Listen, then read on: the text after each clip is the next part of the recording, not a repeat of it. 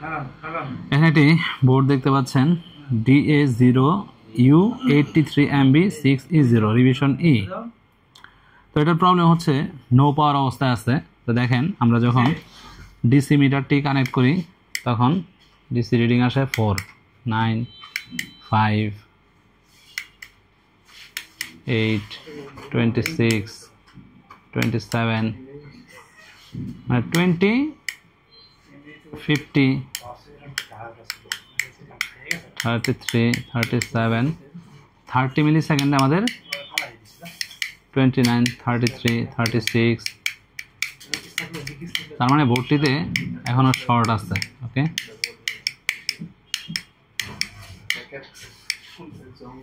এখন 19 ভোল্ট ঢুকে কিনা সেটা আমরা একটু দেখি। এই অবস্থায় এই রিডিংয়ে আমাদের 19 ভোল্ট ঢুকে কিনা।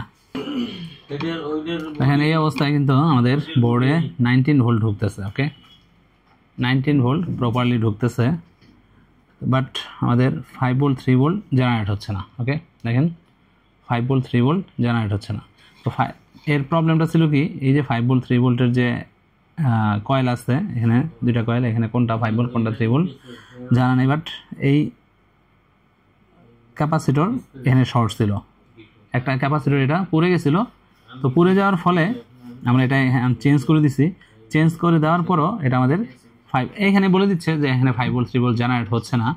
4 রিডিং মানে 5 ভোল্ট 3 ভোল্ট জেনারেট হয় নাই।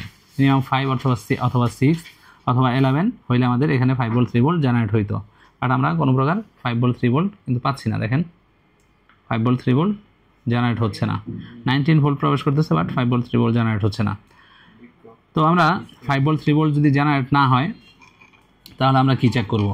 তো এখন আমরা চেক করব যে এটার যে 5 ভোল্ট 3 ভোল্ট আইসি আছে, সেই আইসির প্রত্যেকটা লেগ আমরা চেক করব।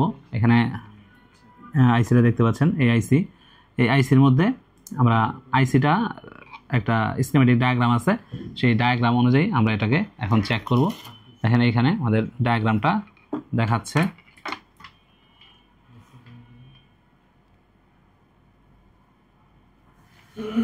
দেখেন এখানে আমরা দেখতে পাচ্ছি যে RT8223 মডেলের যে আইসিটা, সেই আইসিটা আমরা দেখতে পাচ্ছি এখানে। ওকে, তো এখানে আমরা প্রাথমিক অবস্থায় চেক করব হচ্ছে ভিরেজ 3, ভিরেজ 5, না আমরা 16 নাম্বার পিন চেক করব। 16 নাম্বার পিন চেক করব। প্রথমে ভিন চেক করব। ওকে, তো আমরা এখানে বোর্ডে ভিন চেক করব। তারপরে হচ্ছে 8 নাম্বার ভিরেজ 3, না 17 নাম্বার ভিরেজ 5, তারপরে হচ্ছে ভিরেজ 3, ভোল্টেজ রেগুলেটর 5, ভোল্টেজ রেগুলেটর 3 আমরা চেক করব। তো আমরা বোর্ডে চলে আসি। বোর্ডে দেখি যে আমাদের বোর্ডের মধ্যে আমাদের এই ভোল্টেজগুলো আসে কি না। ওকে, আমরা এখানে চেক করব, দেখবেন এখানে। তো আমরা এটার হচ্ছে 16 নাম্বার পিন হচ্ছে 19 ভোল্ট। তো আমরা 16 নাম্বার পিন চেক করি। 1 থেকে এটা হচ্ছে আমাদের 19, 13, 14, 15, 16, 14, 15, 16, ছোট্ট একটা ক্যাপাসিটর 19.9 ভোল্টেজ। ওকে, তো আসছে। তারপর হচ্ছে আমাদের ভিরেজ 5 17 নম্বর পিন। তো এটা হচ্ছে 16, তারপরে হচ্ছে 17 নম্বর পিন, 5 ভোল্ট ওকে আছে। ওকে, তারপরে আমাদের হচ্ছে চেক করব এনাবেল। আমাদের এনাবেল আসতেছে কিনা। এনাবেল হচ্ছে এনাবেল 0, এনাবেল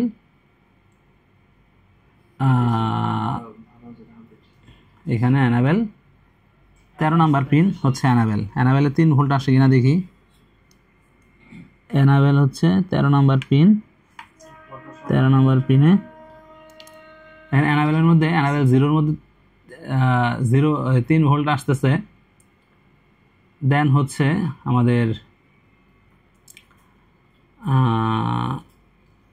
এখানে আর কি পিন আছে আমাদের।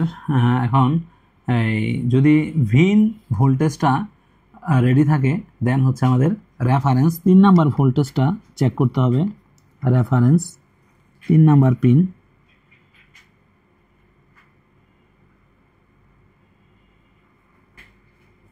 এক দুই তিন, রেফারেন্স একটা ক্যাপাসিটর আছে, দেখেন রেফারেন্স ভোল্টেজ হচ্ছে 2 ভোল্ট থাকবে। ওকে, রেফারেন্স 2 ভোল্ট আসছে, ভিন আসছে, ভিনের পরে হচ্ছে আমাদের রেফারেন্স ভোল্টেজটা ঠিক আছে কিনা, এবং দেন হচ্ছে আমরা চেক করব এন্ট্রিপ 1 এন্ট্রিপ 2। এন্ট্রিপ 1 আর এন্ট্রিপ 2 হচ্ছে আমাদের এক নাম্বার আর 6 নাম্বার পিন। 1 নাম্বার পিনে 1 নাম্বার পিনে আমাদের রেফারেন্স 1.2 থাকার কথা। এন্ট্রিপে যদি এন্ট্রিপে 0.8 ভোল্ট আর হচ্ছে 0.9 ভোল্ট থাকার কথা। পিআর 80.6 এবং 90। তো 0.8 এবং 0.9 ভোল্টেজ থাকার কথা, বাট আমরা এন্ট্রিপে ভোল্টেজ পাচ্ছি না। ওকে, দেন হচ্ছে আমাদের tonsil time on selection 4, 4 number পিনে, 4 নাম্বার পিন 1 2 3 4, 4 নাম্বার পিনে আমাদের ভোল্টেজ আছে টাইম অন সিলেকশন 5 ভোল্ট, এই ভোল্টেজটা আছে। ওকে, তো আমরা এখানে এনাবেল পাচ্ছি, তারপরে হচ্ছে এনাবেল 13 নম্বর এনাবেল পাচ্ছি, তারপর হচ্ছে এন্ট্রিপ পাচ্ছি না এন্ট্রিপে, তারপর হচ্ছে বুট ভোল্টেজ তো এখন পাওয়া যাবে না। রেফারেন্স পাচ্ছি ভিরেজ 3 পাচ্ছি, ভিরেজ 5 পাচ্ছি, এগুলো সবগুলো ভোল্টেজ পাচ্ছি। আমরা 23 নাম্বার পিন চেক করব। দেখেন 23 নাম্বার পিন আমাদের হচ্ছে পাওয়ার গুড। যদি আইসিটা প্রপারলি কাজ করে তাহলে আমাদের পাওয়ার গুড আসবে। ওকে, তো এখানে 23 নাম্বার, এটা 23 নাম্বার পিনে, এটা 23 নাম্বার পিনে আমাদের কোনো ভোল্টেজ নাই। ওকে, যেখানে 3.3 থাকার কথা সেখানে আমাদের ভোল্টেজটা নাই। আমরা পিনের গোড়ায় ধরে দেখি, আমরা একটা টেস্ট পয়েন্ট পাইছিলাম সেখানে দেখছি নাই। ওকে, তো আমরা এটা পাওয়ারটা অন অফ করে একটু দেখি আসে কিনা ভোল্টেজ। না, কোনোভাবেই কিন্তু ভোল্টেজ আসতেছে না। ওকে, তার মানে হচ্ছে যে আমাদের ম্যাক্সিমাম ভোল্টেজই রেডি আছে, বাট অনলি আমরা দেখতে পাচ্ছি যে পাওয়ার গুড এন্ট্রিপ 1 আর এন্ট্রিপ 2 এবং পাওয়ার গুড নাই। তো এখানে আমাদের আরও ইএনসি S5 অন সিগন্যালটা আসবে 18 নাম্বার পিনে। 18 নাম্বার পিনে দেখি কোনো ভোল্টেজ আছে কিনা। 18 নাম্বার কই, তাহলে এটা যদি 19 হয় তাহলে এটা হবে 18। S5 অনেও কোনো ভোল্টেজ নাই। দেখেন 18 নম্বর পিন S5 অনেও কোনো প্রকার ভোল্টেজ নাই, তাই অফ।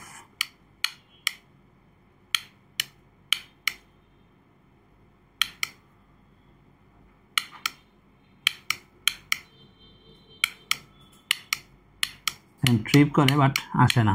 ওকে, তো মূলত হচ্ছে যে আমাদের এখানে আমরা পাওয়ার গুড পাচ্ছি না। তো পাওয়ার গুড না পাওয়ার কারণে আমরা এই আইসিটাকে ফল্ট হিসেবে দেখতেছি। ঠিক আছে, তো আমরা এই আইসিটাকে চেঞ্জ করে দেখব আমাদের প্রবলেম সলভ হয় কি না। ঠিক আছে, তো যেহেতু আমাদের এটার পাওয়ার গুড নাই, মানে এটার আইসিটা প্রপারলি কাজ করলে এটার যে পাওয়ার গুড সিগন্যাল এটা সেন্ড করবে, বাট এটা আমরা পাচ্ছি না।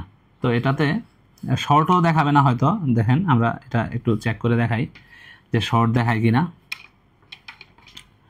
এখানে সম্ভবত শর্টও দেখাবে না। এটা হচ্ছে আইসি নাম্বার 23 নাম্বার পিন। ওকে,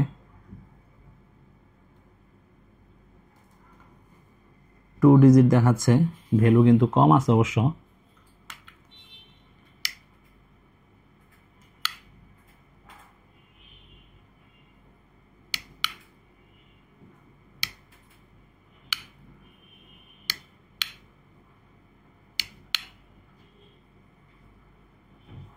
যাই হোক, এটা কিন্তু ভ্যালুটা আমাদের অনেক কম দেখাচ্ছে, 20, এটা আরও বেশি দেখানোর কথা। পাওয়ার বোর্ডটা আমাদের যা ডিরেক্টলি হচ্ছে পাওয়ার বোর্ড মানে +3 VS5 এটা সাপোর্ট দিবে একটা রেজিস্টরের মাধ্যমে, জাস্ট একটা রেজিস্টরের মাধ্যমে সাপোর্ট দিবে। তো এটার রেজিস্টরটা পাশেই একটা রেজিস্টর আছে, এই রেজিস্টরটা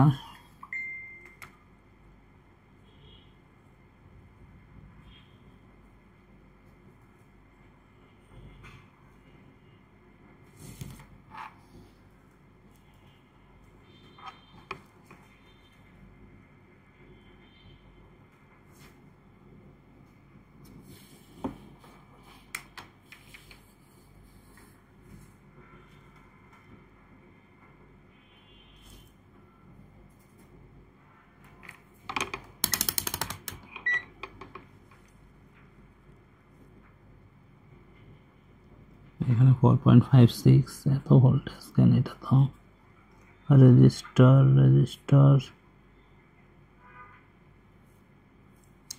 রেজিস্টর নাম্বার কত? PR186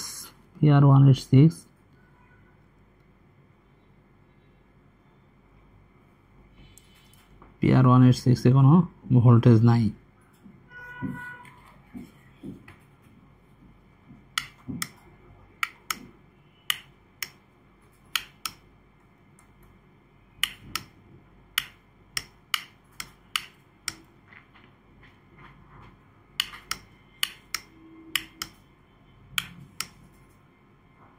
Okay, let's replace the IC.